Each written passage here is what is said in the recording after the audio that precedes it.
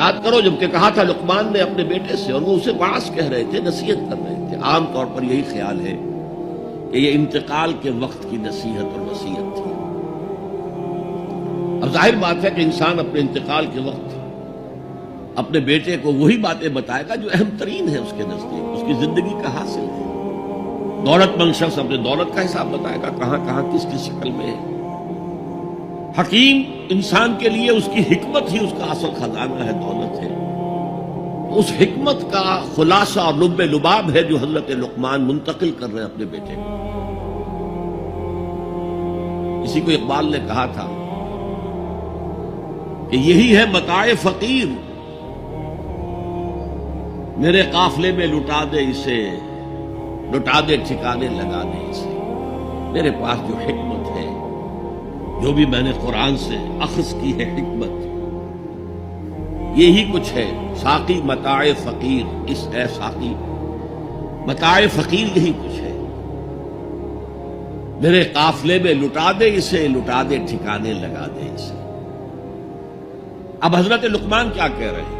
پہلی وصیت، پہلی نصیحت، اللہ کے ساتھ شرک نہ کرنا. یہ بھی عقل کا تقاضا ہے. یہ پورا نظام کائنات کا اتنا مرکزیت لیے ہوئے ہے، اس کے اجزاء آپس میں اس طرح مربوط ہیں کہ یہاں کنٹرول کسی ایک ہی ہستی کا چل سکتا ہے، دو کا نہیں. دو کا ہوگا لفسدتا، اللہ کے سوا بھی کوئی الہ ہوتا تو کائنات میں فساد ہو جاتا. ایک کی مرضی یہ ہے، دوسرے کی یہ ہے. قرآن میں یہ بھی آیا ہے کہ پھر ہر جو الہ، ہر خالق اپنی شے لے کے علیحدہ ہو جائے گا. ایک ہستی ہے جو اس کائنات کو کنٹرول کر رہی ہے، ایک ذہن ہے جو اس کائنات میں کار فرما ہے، ایک حکمت ہے جو اس پوری کریشن کی پشت پر ہے. ایک قل هو اللہ احد. اب اس کے بعد پھر حضرت لقمان کی نصیحت، یا بنی انہا ان تک مثقال حبۃ من خردل.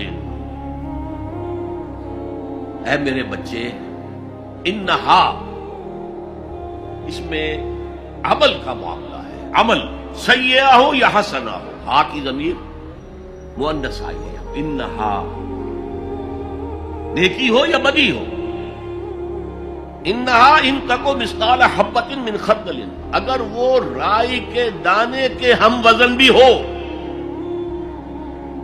پھر وہ نیکی یا بدی، فتکن فی صخرۃ، کسی چٹان کے پیٹ میں گھس کر کیا گیا ہو، او فی السماوات، یا فضاؤں میں کیا گیا ہو، خلاؤں میں کیا گیا ہو، او فی الارض، یا زمین کے پیٹ میں کیا گیا ہو، یات بہ اللہ، اللہ اسے لے آئے گا. کائے کے لیے لے آئے گا؟ جزا و سزا کے لیے لے آئے گا. انسانی اعمال میرے بیٹے یہ جان لو ضائع ہونے والی چیزیں نہیں ہیں.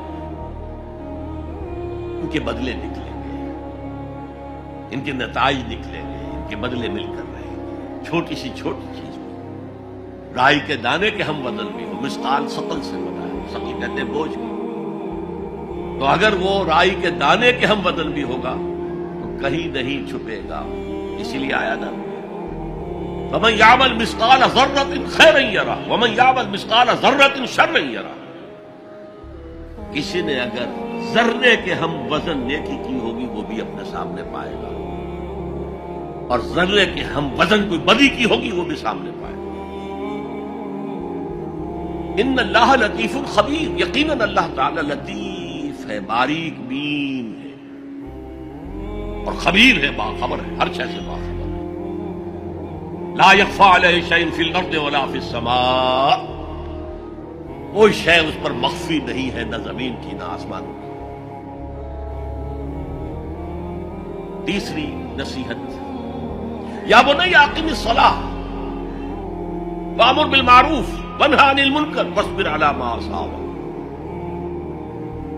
اے میرے بچے، نماز قائم رکھ. اب نماز سے مراد کون سی نماز ہے؟